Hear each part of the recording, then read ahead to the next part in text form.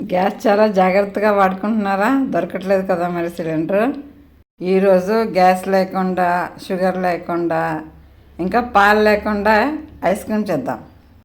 Gas లేకుండా okay, అస్సలు పాలు లేకుండా ఐస్ క్రీమ్ ఎలా చేస్తారంటున్నారా?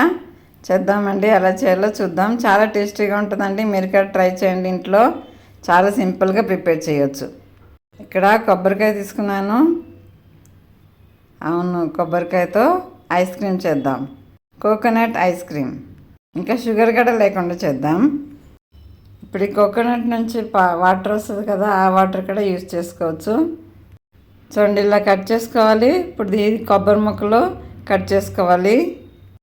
ఇదిగోండి కట్ చేసుకున్నాను. మిక్సీ జార్లో వేసాను. కొంచెం వాటర్ వేసుకుని గ్రైండ్ చేసుకోవాలి.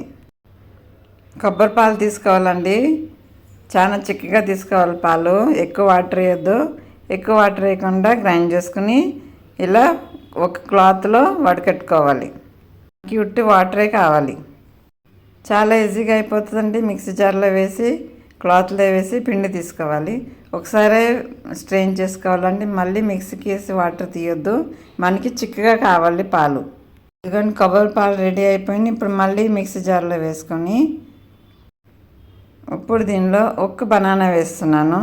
బనానా వేసుకుంటే కొంచెం క్రీమీ టెక్స్చర్ ఇస్తుంది. ఇప్పుడు దీనిలోనే కొన్ని జీడిపప్పులు వేసుకుంటున్నాను. జీడిపప్పులు కొంచెం ఎక్కువ వేసుకున్నా బాగుంటుందండి.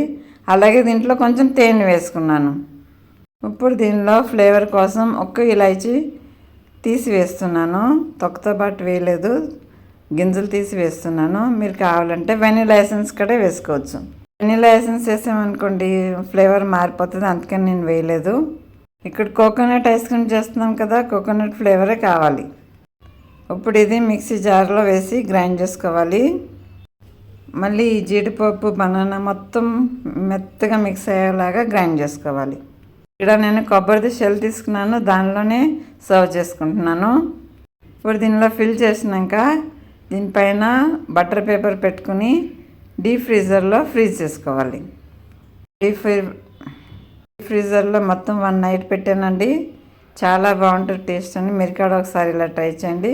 మిగిలిపోయింది ఒక కంటైనర్లో వేసాను. దీనికాడ బటర్ పేపర్తో క్లోజ్ చేసి లిడ్ పెట్టుకోవాలి.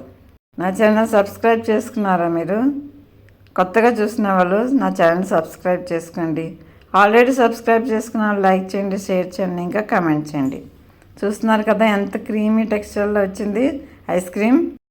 కోకోనట్ ఫ్లేవర్ నచ్చిన వాళ్ళకి చాలా బాగుంటుందండి. ఇది పాలు కూడా లేకుండా, పాలు మరగబెట్టే పని లేకుండా, ఏమీ లేకుండా, షుగర్ లేకుండా, గ్యాస్ లేకుండా చేసిన ఐస్ క్రీమ్ చాలా టేస్టీగా ఉంటుందండి. చాలా హెల్తీ కూడా.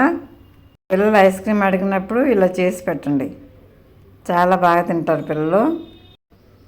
నచ్చిందా మీకు? నచ్చితే లైక్ చేయండి, షేర్ చేయండి, ఇంకా కామెంట్ చేయండి. నా ఛానల్ సబ్స్క్రైబ్ కూడా చేసుకోండి. Thank you for watching.